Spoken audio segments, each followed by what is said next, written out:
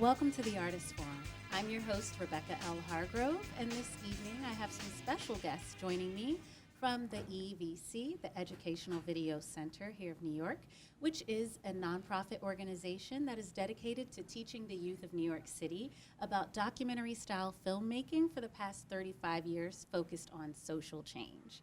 Joining me this evening, I have the young filmmakers and Mary Bruiser, who's the director of WAC, which is We Are All Connected. Welcome, guys. Thank you. Thank Thank you you for having us. Yes, thank you for joining us. So, Mary, I would love if you could just tell us a little more about EVC and the WAC program there. Sure. Thank you, Rebecca. Thank you for having us on this evening. So Educational Video Center has been around for over 35 years. We started in the 80s making films with young people in New York City, first inside schools and then after school programs. And in the 80s, we also developed a program to go to Tennessee in the summer. And so our founder, Steve Goodman, went to Tennessee and he established a partnership there where we were doing summer camps. And so we worked with people from Tennessee for several years, and we grew, and that waned. And since 2016, we decided to revive that program, and we named it We Are All Connected. The name says everything for itself. And we went back, we revived the partnership with the same people that we've been working with in the 80s, and we made it a selective program for students who had been part of our other programs. So we have an after-school program in the West Village. We work with schools across the city and also nonprofits. So we went in 2017 was our first year, and we worked with a cohort there, and then it went so well that we decided to do it again. And so in 2018, this past summer, we selected another cohort, which we have here, -1, and we went back to Tennessee and we made another film. And tonight we have some of the young filmmakers that helped produce the film that we are going to premiere this evening. So if you could just introduce yourself and tell us a little bit about how you got involved with EVC and WAC. My name is Mediba. I'm from West Africa, Mali, and I've been living in this country for 4 years, and I go to high school, Excellence Innovation in Dyckman.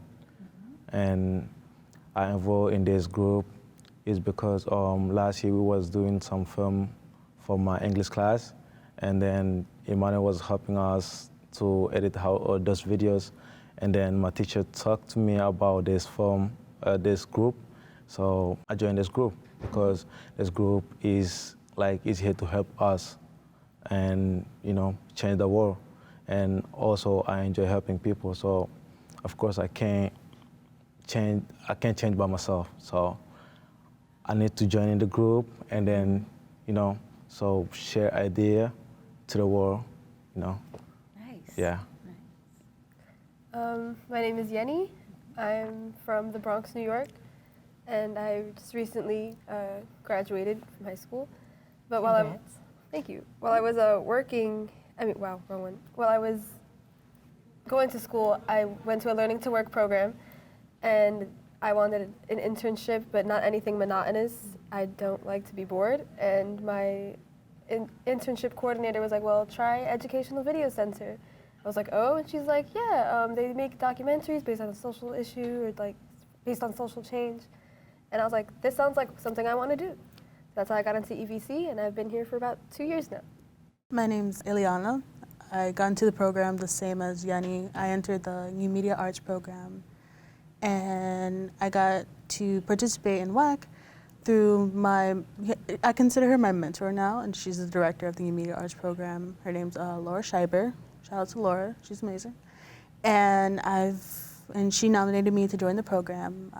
We all went through an interview stage, and that's how I knew that I wanted to do it, because I didn't get a chance to make a documentary. In the New Media Arts program, we kind of remix the old documentary and then do a website around it.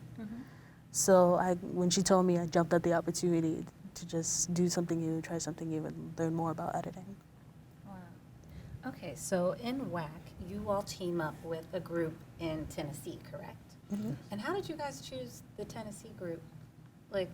I guess 35 years ago when the program started, but what was the connection between kids from New York and kids from Tennessee? Our founder and a community organizer within a rural community in Tennessee that's about an hour and a half north of Knoxville have worked together for the past 3 decades. And so he contacted her again and said, hey, we're going to restart this program.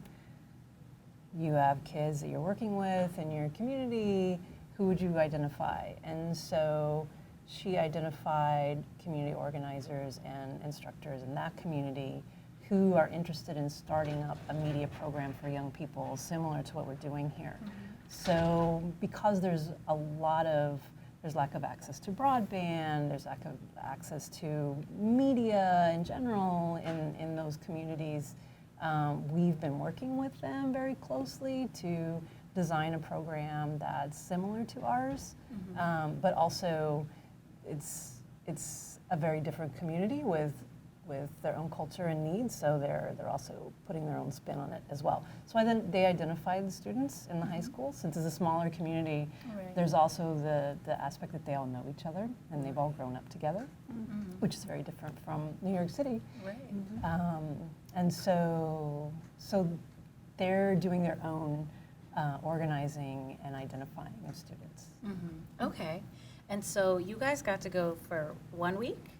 Yes. You worked with the students in Tennessee. Can someone tell me a little bit about that experience and how you guys came together to make this film? I can say that like when we get there, I thought it was gonna be like, you know, 2 group, you know, Tennessee in their part and we are in our part.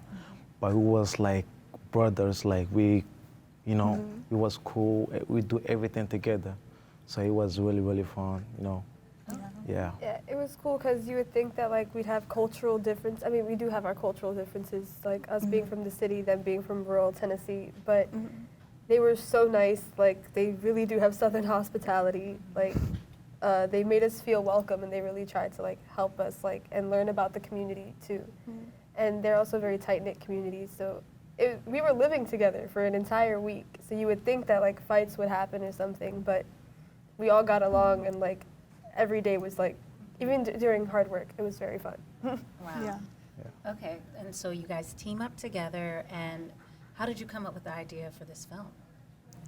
So the idea kind of streamed along it had a connection to the first film, Hope, in a sense where Hope was based around the opioid crisis that was happening in both rural Tennessee and in parts of like the South Bronx here. So they had a way longer like timeline where they were able to do a lot of shots of like New York and get a lot more time to edit and film things. Whereas for us, we had to think about, you know, what could we put in a film in a matter of a week or so. And it was even less than a week. For 2 days, it was just us doing interviews like back to back to back. And then the next 2 days, it was us doing editing, like staying up late, putting everything together. And we came to the topic as kind of like out of 4 of them. Usually what it goes is like we pick like 4 topics, we all kind of debate about it, we have posters. And you could tell like our workroom that we usually worked in was like lined up with like posters on the wall. We even had like the home guidelines. And the topic of foster care came up because we saw a connection between the rising level of opioids or drug users and the level of children entering the foster care system. And it was such a serious issue, but there was also a personal kind of just really emotional, personal connection in terms of the kids in Tennessee. Within their community, they had a friend who was in the foster care system. And this friend struggled a lot, struggled within the foster care system and struggled within like the drug crisis as well. And he had a part in both.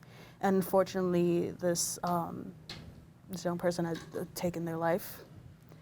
So, you know, even though we had a lot of fun, it was a very emotional experience. And, you know, we were able to just, in the end, like we looked at the 4 topics on the wall, we're just like, it has to be that one. Once us in the New York side, who wasn't there the year before, really looked at that, we're like, all right, that's it, that's the one, we gotta do it. Well, tonight we will have the television world premiere of Can You See Me Now? And Yenny, please give us a nice intro into what we are about to see. So in 2017, the group who went out to Tennessee and the Tennessee kids, they focused on the opioid crisis and how it's been escalating out there. So in 2018, we realized the connection that because of opiates and drug abuse, and that led to neglecting their children and abusing their children, thus having to put them into foster care. So it's a big connection that we see, and we've done a lot of research and we worked really hard, and it is a very emotional film about the kids out there, and also like not just out there but in New York City as well, and why the foster system is like so important in a sense, but also I guess you just have to see for yourself. Okay, all right.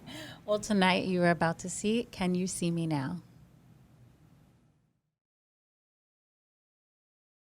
In the 1980s, students from the New York City and Clear Fork Valley came together to create the New York Appalachia Student Video Exchange Program to bring light to rural and urban problems. The program was revived in 2017 and is known as the We're All Connected program.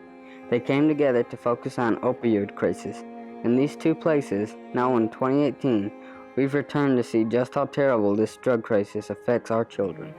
Both my parents were addicts. My mother was away. My father was an abusive alcoholic. My father actually taught me how to roll my first joint when I was 9. And then he gave me my first line of cocaine when I was 14. Childhood trauma, sexual abuse, mental abuse, physical abuse, which is a large percentage of all the residents that come here. Most of the guys that, I would say the majority of all of our residents have suffered some childhood trauma, which has somewhat led to the addiction that they're in.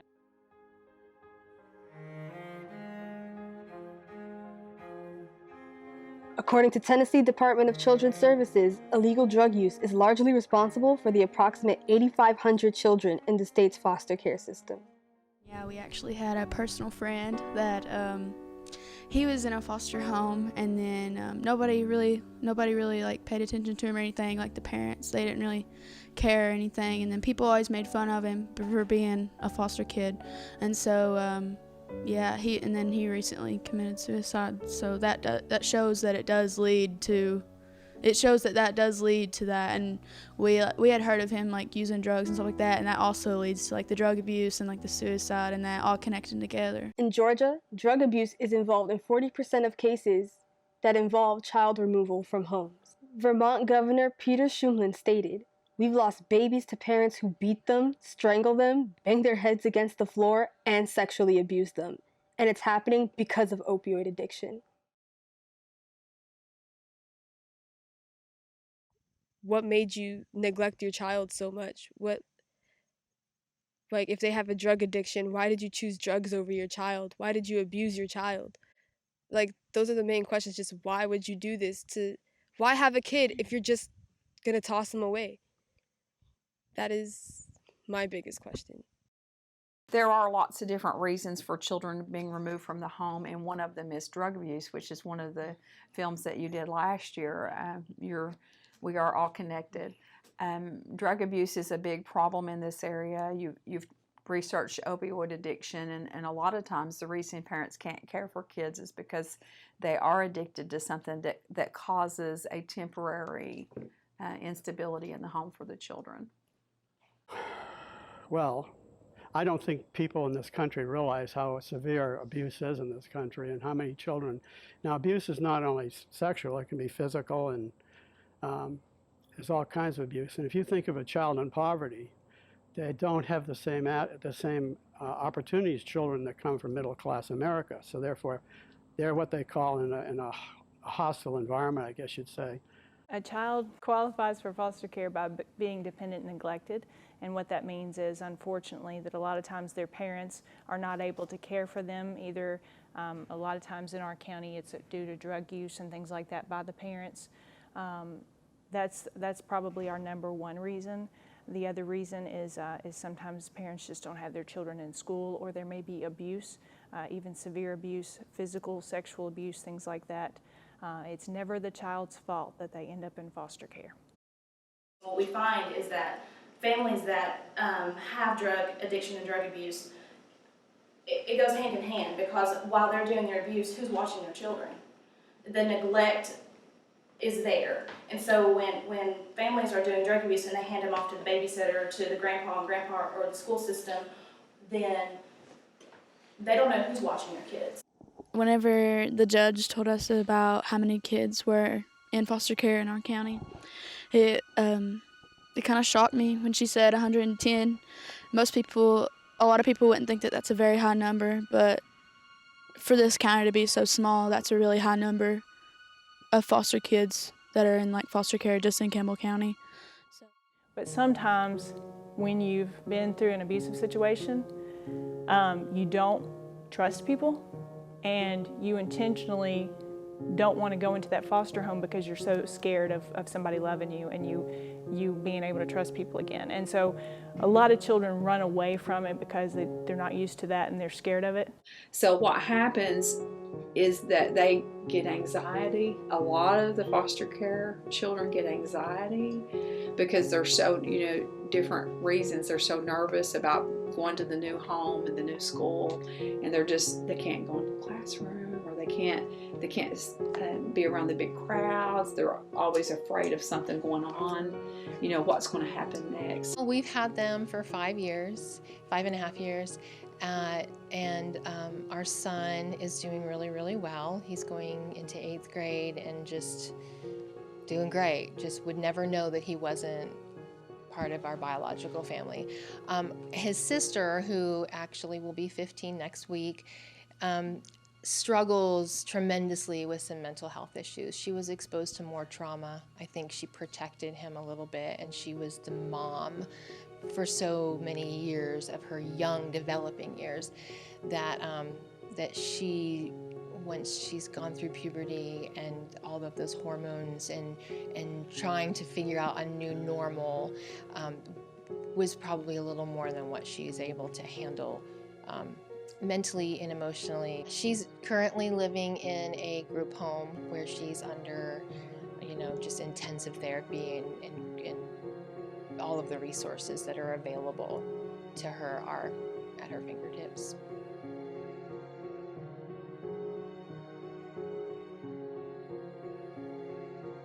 Once they determine that there is a system to help these children thrive, then you can put them in foster care and then still continue the process, because when the child's abused, it's not something you can correct in 24 hours or with a few meetings with a social worker. It's years and years and years of recovery. And a lot of the children I work with have never recovered. And I follow children that I've worked with children since they were 3 years old, and I know them now, and they're 23 and 24. And where are they at? They're in jail.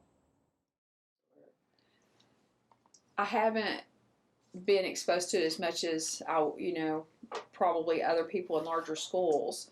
But just in my little situation, I did know of one foster child that when she turned 18, the system quit taking care of her. And so I don't know enough about that. I'm not an expert on that at all.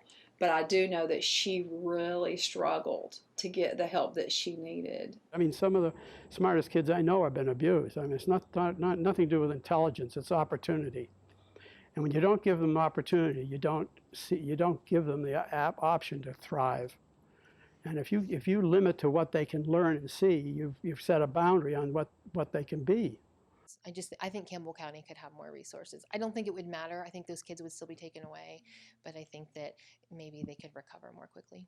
And do you think the problem is becoming bigger, or do you think it's reducing? I think it's bigger. Since I've been up there 20 years, I say it's bigger. Now, why is it bigger? Because nobody knows it's there. The American public does not know how severe abuse is in rural communities, and how poverty is embedded in rural America. I would add to it is if anyone's watching the video today and you have room in your home, an extra bedroom, and you wouldn't mind to be a foster care parent, they're very needed in this area. So many Campbell County students have to be taken out of Campbell County and placed in other counties because there's not enough people that will volunteer to open their homes.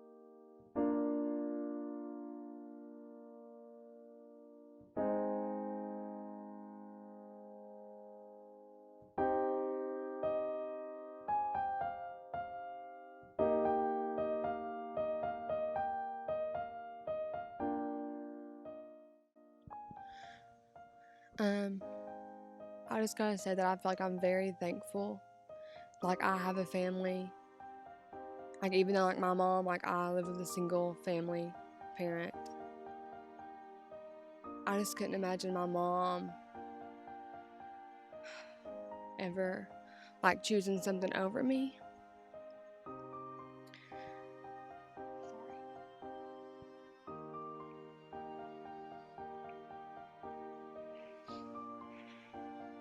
I don't know. Like, nobody deserves to go through that. Nobody deserves to not have a family. Nobody deserves to not feel appreciated.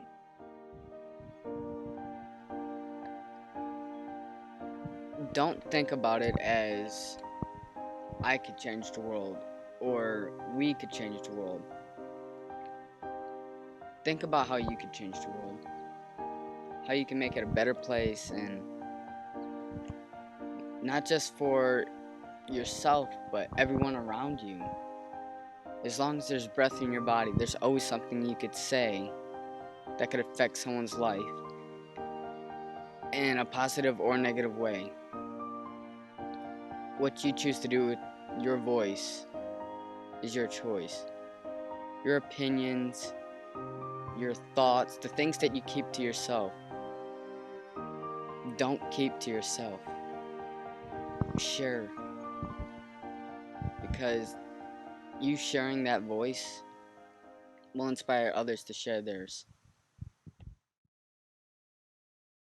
Dear Dad, I never understood why you weren't there. I just knew you weren't there. All I wanted was your time, but that was too much. They took me, and you didn't even fight for me. You never took me in. You never pushed me on the swings. You never taught me right from wrong. Maybe you didn't even know right from wrong. All I wanted was you, but you chose everything but me. I'm just a name, a number, a statistic, a piece of chaos. I want to be a man, but I never knew what a man was. So I'll always be a kid whose dad couldn't put down the bottle. From your son. Dear Mama, you taught me how to not think about tomorrow. You explained how there was no place for my sorrow. You demonstrated how pain came on all different levels. You showed me how to run away from my problems. You produced a dialogue for me to follow. You created a home that wasn't for me. And by the time they came to get me, I had lost my identity. Did you not love yourself as much as you didn't love me, Mommy? Is this normality?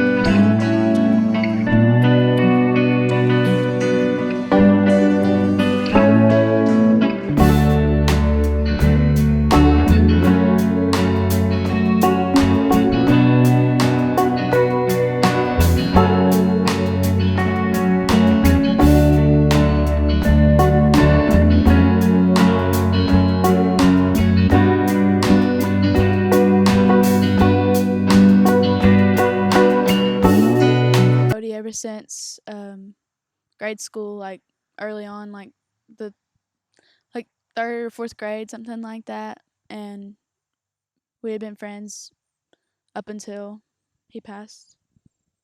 I met Cody, I think, in first grade, and I only went to one, like, that was just one school year with him, but then I switched schools, but then I met him again in 4th grade. I met Cody in the 1st grade and then was in the 2nd grade with him. But then I left and I came back in 5th grade. And all the way up through freshman year in high school, we rode the bus together about every day. We had 4 or 5 classes together. Usually we were doing everything together through that time. I found out how Cody passed away through a Facebook post, and honestly, when I seen it, it just felt like my whole stomach like dropped, because you spend your whole life like in school with him, and he's like the happiest person you know, and you never think that he would do like such a thing. And then you see that through a Facebook post and you don't know what to do. What I learned from this week and about Cody and everything, I just realized like what he had to go through at such a young age. Like no one should have to be put through that at any age, really. Being taken from his mom like that and put in a place where he had nothing was familiar to him. It was just kind of eye-opening. I was like, wow. And knowing him, if you ever would have talked to him in person, you would have been like, this kid's had the happiest life ever, because he was never sad or anything. He seemed like he was always smiling about something. A message I would give would be that you're not alone, that there's other, like she said, there's other people in that situation, and if you just speak up about it, because there's people willing to listen. When someone seems like they're always happy and you're never checking on them or never ask them how they're doing, I mean, I feel like you should. Just if you're a good friend, you're gonna ask how someone's doing. I guess I'm just saying, like, be more considerate, and for like people out there that are like foster children that are being alone, I just want them to know like there are people out there just like you, and like you're not in alone. So just keep your head up and keep trying.